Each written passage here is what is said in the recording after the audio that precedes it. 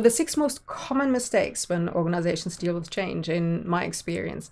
Now, I'm not going to talk about all these different change theories and the different types of organizations and all of the stuff that you'll find in change management books, but simply some of the things that I've seen as somebody on the ground.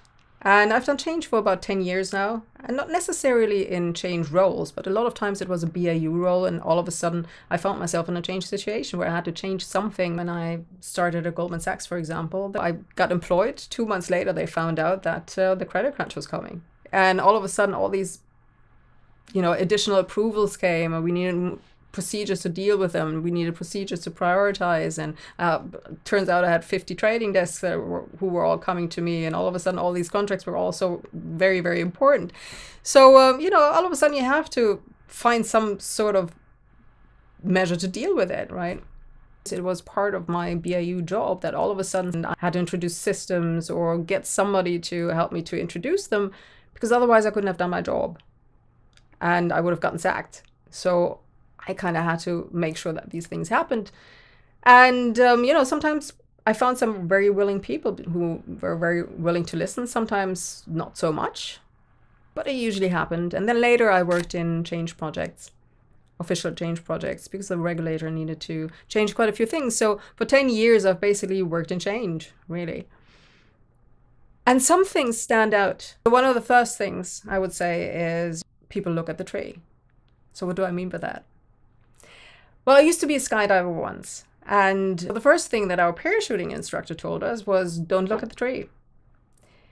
Basically, if you want to land in a field, and there's this huge big tree in the field, but it's also a huge big field, do not look at the tree, because as soon as you look at the tree, you will land in the tree. And it doesn't matter if that field is massive, you will still land in that tree, because once you look at the tree, you will unconsciously steer towards it.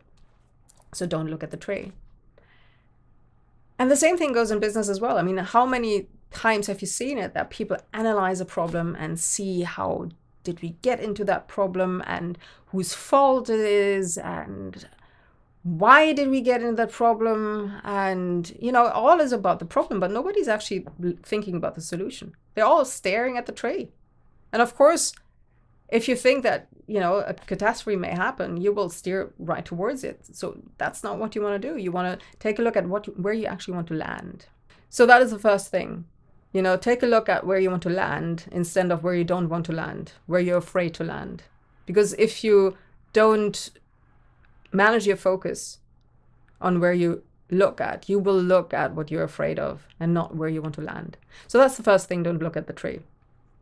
And the second thing is, don't prepare to land in the tree. So what do I mean by that now?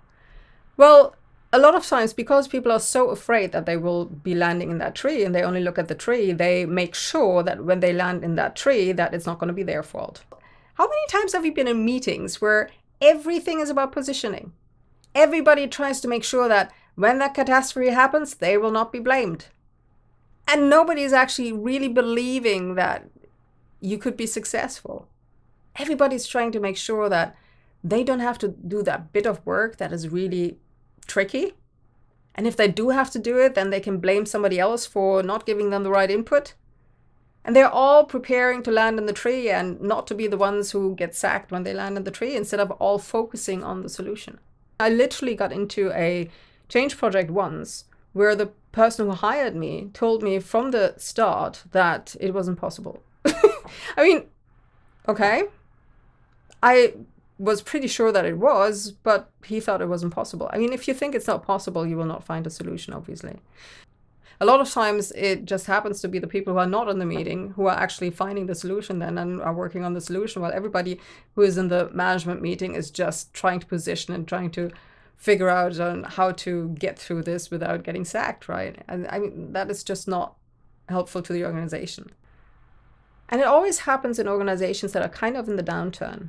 If you take a look at young organizations, they will all work together and they will all try and find the solution because they focus on the solution. But if organizations are established for a long time and they haven't really innovated that much, it's all about holding on. And once you focus on holding on, that's a real problem. And number 3 is, you will always find this one guy who's trying to use the change for his own purposes. and who's trying to inflate his department and get all this headcount, although he doesn't need it.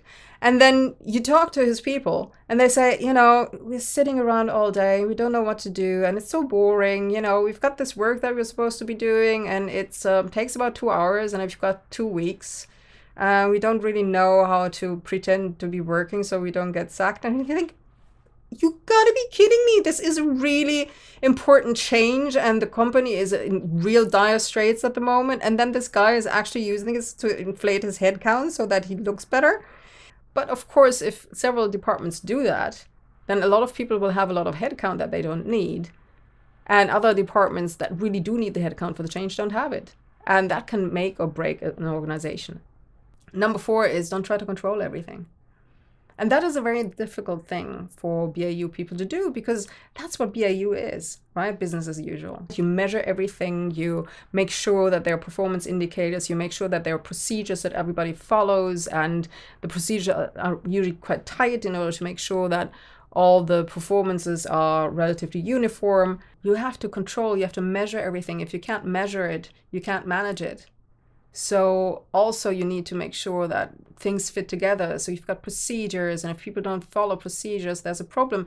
But the problem with change is there are no procedures for certain things. And if you try to keep following procedures, you're actually hampering the change. And if there are people in there who think out of the box, who really do understand what's going on, and you keep trying to control them, at some point you will kill the change and you will hit that tree. So it's a very fine balance. A lot of times you do have things like Prince2 and Agile PM or Scrum or some sort of change management system that will give you measurements and that will show you if you're on track or not. But sometimes it just happens that you just have to improvise. A lot of times change is like triaging. If you're on the battlefield and there are 3 soldiers who have all been shot, and they have multiple wounds on their body, you will just, as a doctor, make sure you stabilize each one of them and then pack them off to the hospital, instead of making sure that that leg wound is sutured really, really prettily so that there's no scar. Because it doesn't help you if you have one beautifully sutured scar, but all 3 patients bleed out in the meantime, right? You can do that and suture that scar beautifully if it's the only scar that there is, or if you have another dozen doctors who take care of the other wounds. But if you're the only one, you're going to have to triage. And yeah, maybe that leg needs to be taken off afterwards, but at least the patient is still alive, and all those other 2 patients are too. And that is sometimes how it works in a change as well. And sometimes a change needs to be done so rapidly that you really need to be able to focus on the most important things. And then everything else can be put in place later. But of course, you need somebody who actually understands what the most important things are, because that is a very dangerous situation. If you don't have the procedures anymore that were put in place, you need somebody who really understands what the background is and what happens in different systems, for example. How do you find a person like that? So the hiring decision there is really important. And then once you hire somebody and they're really good at change, you need to give them some leeway, even if they don't do what you usually do and you think that's really weird. And then you get through it and you stabilize everything, and then you put the procedures in place again for the BAU people. Number 5 is connected to that.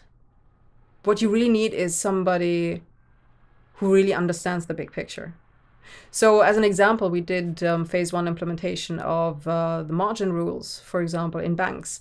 And what happened is we had completely new contracts for a completely different construct of what was done before.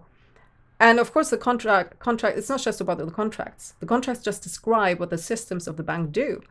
So of course, these contracts were, developed by the industry and all the banks together, because it was just such a tight deadline that everybody kind of had to work together. But then, some banks have different capabilities than others. So if I was doing a contract with somebody and they wanted to change a clause, I needed to know which department was going to be affected by that clause if I changed that clause. And I had to check with them if they could actually do this. I mean, this is something that you do in the negotiations anyway. But if you have a completely new contract, usually what happens is the negotiations is you've got this huge big guide which says, okay, if you change this, then you have to go to that department. If you change this, you go to that department. And, these are the fallbacks. But if you have a completely new contract, you don't have that. So all of a sudden, you're going to have to be really aware of who's doing what in what department and what could affect whom.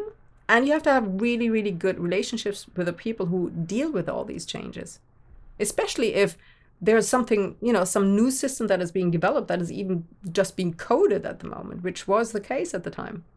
If you have somebody in a change situation who doesn't really have the overview over other systems or doesn't communicate with other departments, they may just change something because they don't believe that it will, affect anything, and they don't understand what changes happen down the line in other departments. And all of a sudden, another department will have a massive problem because the fee changed, and they didn't discuss it with the other department.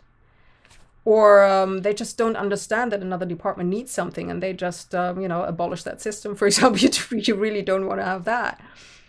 And that brings us to the last point. You cannot have a silo mentality in a real change situation. You cannot, keep secrets from other departments. You cannot, try to keep secrets in order to keep your power. You have to be able to share, and you have to share at the right level as well. So not just up and down the management chain, because that takes too long, and a lot of times a lot of information is going to get lost. If you go up the chain of command, these are very, very capable people up the top, but they don't really understand a lot of times the systems as much as the analysts do who work with them. And they don't understand necessarily what the quirks are of the system, what the workarounds are, and so on and so forth. So an analyst may explain something to somebody, and there may be one manager in between who has never really worked on a system like this before and who is really very good at HR, but doesn't really understand the system, or doesn't understand, if you're working in legal, the legal concepts. And then if he passes something on, of course the message will change. The message will change even if everybody up the line will know exactly what you're talking about, because it's like Chinese whispers, right? But if there's somebody in between who isn't an expert, it's a disaster. So good communication, direct communication between the people who are really changing the systems is absolutely vital in a real change in an organization. And then there needs to be a sponsor who is senior enough, who can make sure that if somebody's a roadblock somewhere, that is going to be taken out. You need to be aware of what's going on, because you may, as a manager, have more of an overview, and you may know of systems that they don't even know of. Communication really is key. So a lot of times what helps is to have meetings with all people, even daily sometimes, to just discuss, this is what we're doing, this is what the hang up is at the moment. It just has to be like 20 minutes or half an hour, for example. But it really helps to keep everybody up to date and to keep the communication going. So those are the 6 points, again, that I wanted to make today. So obviously that's not all you have to be aware of in a change. There's so much theory and so much change theory, and there's Kotter's 8-step model, and then there's McKinsey's model, and there are all kinds of models out there, of what you should be doing. But those are 6 things that I really saw in a lot of organizations that I worked in, done to an either very good or very challenging degree. And I'm not going to tell you which was in which. Some of them were very good at it, some were not so much. Others were good at some things and not so good at others. But there was always a degree of being aware of all these 6 steps. 1, don't look at the tree. 2, don't prepare to land in the tree. 3, don't use the change for your own purposes. 4, don't try to control everything. 5, be aware of the big picture. And 6, communicate. So thanks very much. I hope this helps, and see you next time.